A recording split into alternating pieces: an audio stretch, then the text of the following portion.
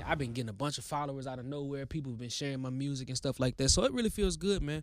And I got, my fans range from like 14 to like 65, bro. For real? Like, yeah. So I have some fans that come up to my shows. They be like 55, 60 years old, but they just love the music. Just love the genuine aspect of it. I feel like, yeah, and you know what? I think that's something that really kind of stuck out to me. Yeah. It just seemed real genuine. Like, it wasn't like you're literally standing in front of a microphone and you're just singing. There's no, yeah, bro. There's no effects on your voice. And there's no nothing. You just singing. And I'm thinking to myself, I'm like, damn, this boy got pipes. Yeah. And I think that, man, that's kind of like what I wanted to do with the YouTube video. Because, like, people... Make it authentic. Yeah. People, and when you come up to the mayor's office, that's really important. When Asian Doll was here, we had the same conversation about authenticity. Like, nobody can do you the way you do you. And I commend you for that. No, I appreciate that, bro. And it's like, if I can capture your time and your attention just by standing up here singing at a mic, that says something. And they got to be all the glitz and glamour, all the effects going on to kind of keep people interested in watching, when in actuality you're just like drawn in by you're just drawn in by the voice and the performance of the song. Right. And that's the thing. That's like the trend I wanted to create doing my YouTube videos. And you know what? Given the current climate of what music is right now, it's really dressed up. It's really flashing lights. Exactly. It's a whole lot of bullshit. I let the you know music what I'm saying? Speak. I let the music speak. And that's refreshing to me, bro. That's really refreshing to me. I was excited when I went and checked the shit out because I was like, wow, this dude's like a real talent. Right. It's not some dude like, I know if I ask Vedo, hey, do something for me right now, it's not going to be like, yeah, bro, I ain't really come prepared for that today. You know what I'm saying? The way my voice set up or whatnot. You know what I'm talking about? I know. Trust me, man. Talent has to shine. Yeah, it has to. Shine. I used to do that, man. People used to do that all the time, but now it's like people have met me and know that I really can sing. So it's like, it doesn't even happen anymore like that. It's like, people might say, oh, yeah, I know. Oh, I know you do your thing. You feel me? Right. But yeah, and that's the thing, man. That's the test stuff. That's the real test when you get put on that spot and right in the middle. Come on, all right, sing something. Off the top of your head, bam. Bang. You know what I mean? And you got to be able to go. You got to be able to go. You can't bro, because right now as we're talking about it, I'm thinking about Will Smith. There's a story about Will Smith when he met Quincy. Facts. Right? You know the story. Yeah, I've heard the story. I'm familiar with it. And basically, they was like, yo, you got to do this right now. He's like, yo, I'm going to need like a week real quick. Right now, bro. Somebody ready your chance, your opportunity is right now. And I just like that, bro. Yeah, somebody's ready right now. At the end of the day, man, in that moment, this could be the big break you need. Right. And you got to, if you're not prepared, that one moment that can change your life. And I think that artists forget that so much. You better get and I honestly, I'm so excited. I'm refreshed to just be in front of an artist that really can recognize that. Not just recognize it, but apply it to his daily grind. Exactly, bro. Like, you got to do, and people don't understand, like, I didn't have nobody. I had people. I didn't need anybody to push me to get in that studio and record those songs, even when I didn't feel like it. Like, I mean, it wasn't on you. It was in you. It was in me. You know what I'm saying? Then nobody had to threaten me like, yo, I'm telling you, man, somebody gonna shoot past you. Right. Like, nah, like, bro, I was in there working. Right. Working. You feel what I'm saying? And it's showing through my music and like what I put out. It's like I was really in that grinding. So and I did that on my own. I would wake up, go to the gym, come home, record all day. Right. Give me something to eat. Go back to recording. Go to sleep. Man, bro, that's how I did radio. That's how I did DJing. That's how I did producing. That's how I did everything I do. Yeah. I would literally take a break to have water, food, take a shower, do some push-ups real quick. Yeah, whatever I had to do to just kind of snap me out of it, get that blood back going in me. Sometimes you got to get up. Sometimes you got to get up, get the blood flowing, and then get right back in. But if that's your passion, and I think that's where the difference is at. Yeah. And Vedo, honestly, I think that's the difference between you and a lot of other artists that I have met. I think it's the passion, and when I talk to you, I see it. It's like it's oozing on you. A lot of people want it for the wrong reasons, man. They want to get all the followers on Instagram. Right. I really just enjoy doing music, man. Is that your reason? No, not at all. My reason is, honestly, give me your reason. My reason, we want to know. My reason is family, bro. Like, at the end of the day, my family, we grew up poor, bro. Like, I'm the breadwinner. You know what I'm saying?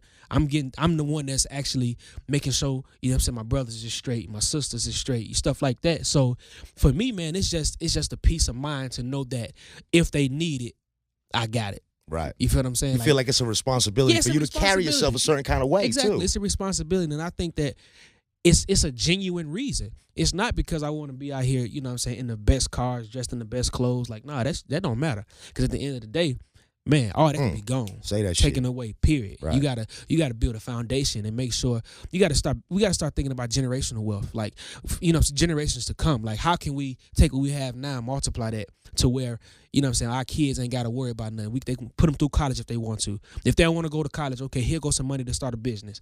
You know what I'm saying? Like that's what I'm on right now. As I'm hearing you say them words right now, a name comes to my mind, and I want to get a reaction from you. Just the first thing that comes. I'm gonna say a name, and you say a word. Okay. Nipsey Hussle. Just one of the GOAT, bro. Like he was one of the ones that paved the way. He showed artists.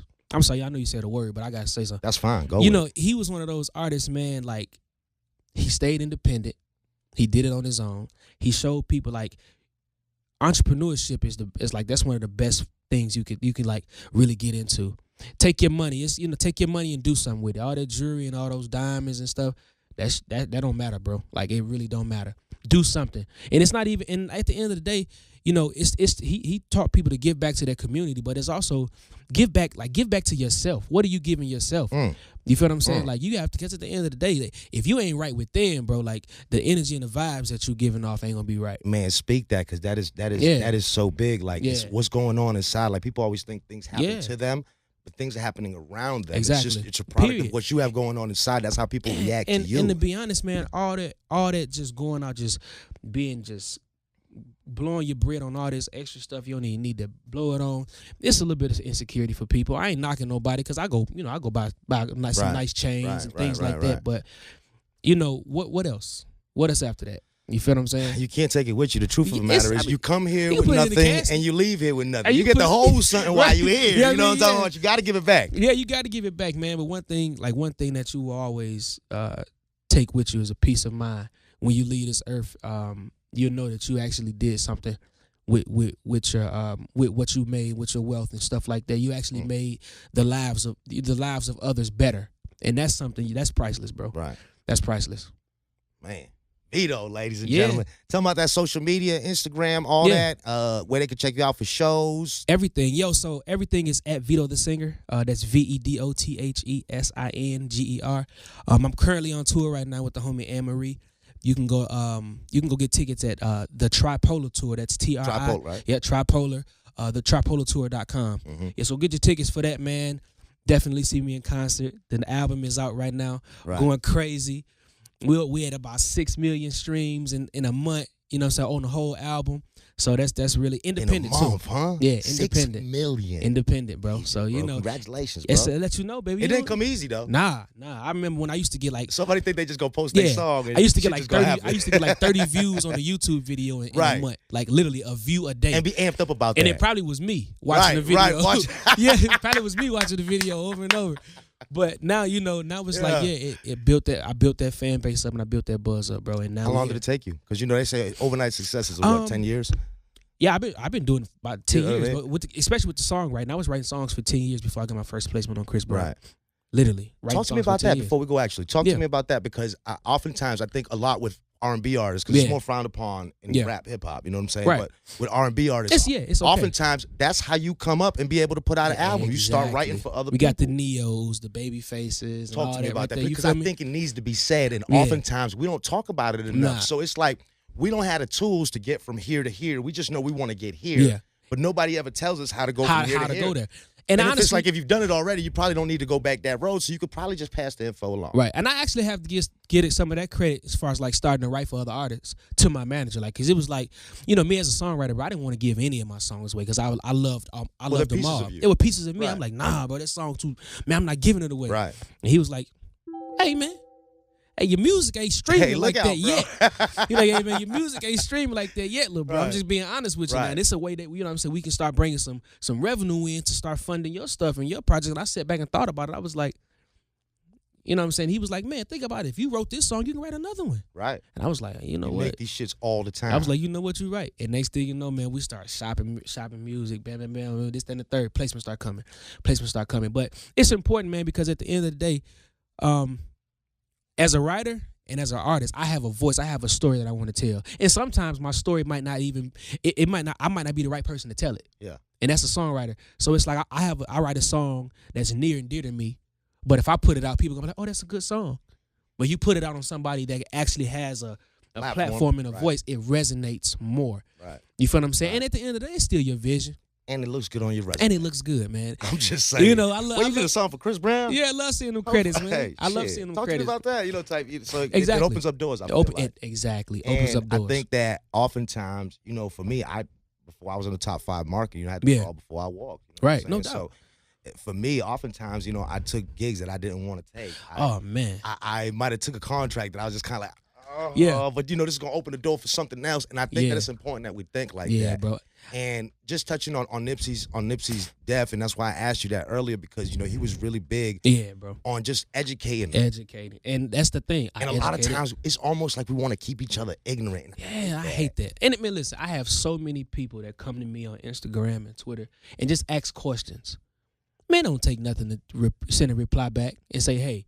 Yeah, bro, trust me. Learn your public. Look this up, you know what I'm saying, in regards to publishing. Right. Look this up in regards to masters. Right. You feel what I'm saying? Okay, you wanna start your company. Right. You know what I'm saying? Create your LLC, get that started, this and the third. Like all that. People don't. You know what I'm thinking about as you say that right now? There's a show on Netflix called The Breakdown. Have you seen it? I haven't seen it. I've seen it on Netflix, but I haven't watched it. Right. So Grandmaster Flash is like this sensei type of thing, right?